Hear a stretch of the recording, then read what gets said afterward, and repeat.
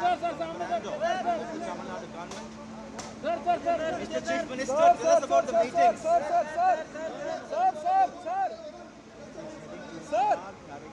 One thing quite different this time is Tamil Nadu's chief ministers are known to be accompanied by several ministers whenever they come to Delhi for meeting the Prime Minister or any other ministers here. But this time, he's setting a new tradition of sorts.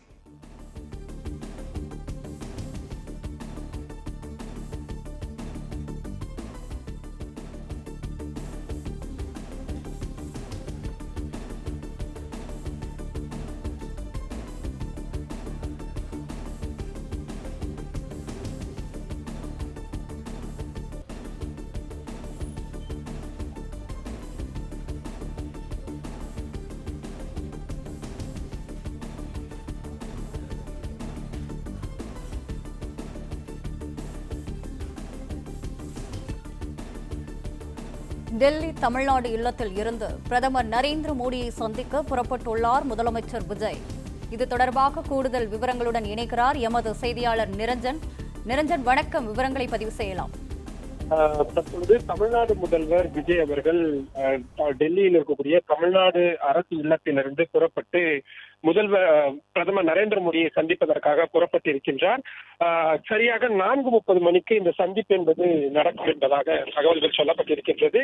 பிரதமர் நரேந்திர மோடியை சந்திக்கும் பொழுது தமிழ்நாடு அரசு சார்ந்த நிர்வாகம் சார்ந்த பல்வேறு முக்கியமான கோரிக்கைகளையும் அவர் முன்வைக்க இருக்கின்றார். சந்திப்பு எவ்வளவு நேரம் செல்லும் என்பதுதான் தற்பொழுது எழுந்திருக்கக்கூடிய மிக முக்கியமான கேள்வி.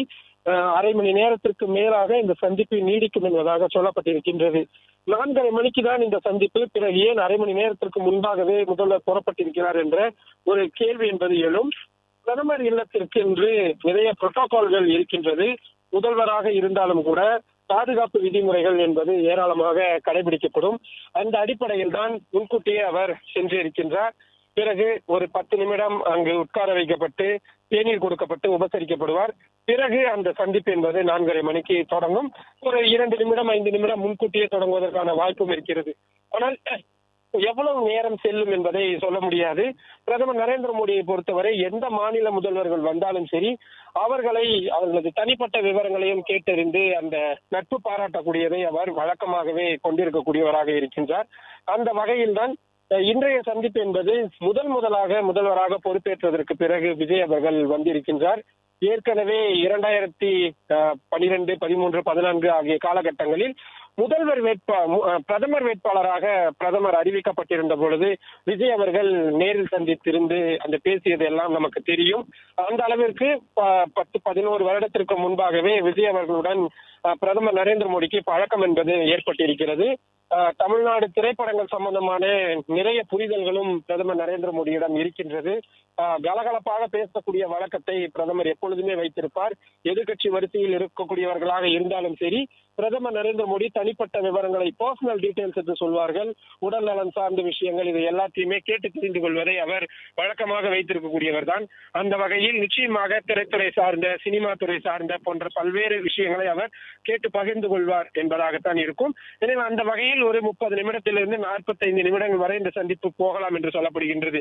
மற்றபடி தமிழ்நாடு நலன் சார்ந்த விஷயம் என்றால் ஏற்கனவே இருக்கக்கூடிய ஏராளமான திட்டங்கள் நிலுவையில் இருக்கிறது. மதுரைக்கு மெட்ரோ வழங்கப்பட வேண்டும் என்பது மிக முக்கியமான கோரிக்கையாக இருக்கிறது. கட்டமைப்பு மேம்பாடு என்பது தமிழ்நாட்டிற்கு அதிக கவனம் செலுத்த வேண்டும்.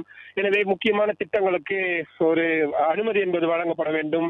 புதிய ரயில் பாதைகள் அமைப்பதற்கான திட்டங்கள், மெட்ரோ ரயில் திட்டங்கள், சென்னை மெட்ரோ ரயில் விரிவாக்க திட்டம், அதற்கான நிதி உதவி என்று ஏராளமான விஷயங்கள் என்பது நிலுவையில் இருந்து வரக்கூடியதாக இருக்கிறது. மற்றபடி கச்சத்தீவு மீட்பு, மீனவர் பிரச்சனை தீர்வு, இது போன்ற ஏராளமான விஷயங்களும் இதற்கு முன்பாக இருந்த அதிமுக திமுக காலத்திலும் பிரதமர்களை சந்திக்கும் பொழுது இந்த கோரிக்கைகள் என்பது எப்பொழுதுமே இருக்கும். எனவே அத்தகைய கோரிக்கைகளும் இன்றைய தினம் விஜய் அவர்கள் தொடர்வார் என்று எதிர்பார்க்கலாம். மற்றபடி டீலிமிட்டேஷன் என்பதை விஜய் அவர்களும் கடுமையாக எதிர்த்திருந்தார். அவர் தமிழக வெற்றி கழகத்தின் கட்சி தலைவராக இருந்த பொழுதே அந்த டீலிமிட்டேஷனை எதிர்ப்பு என்பதை பதிவு செய்திருந்தார். தற்பொழுது முதல்வராக இருக்கக்கூடிய சூழலில் அதற்கான எதிர்ப்பையும் அவர் இன்றைய தினம் பதிவு செய்வார்.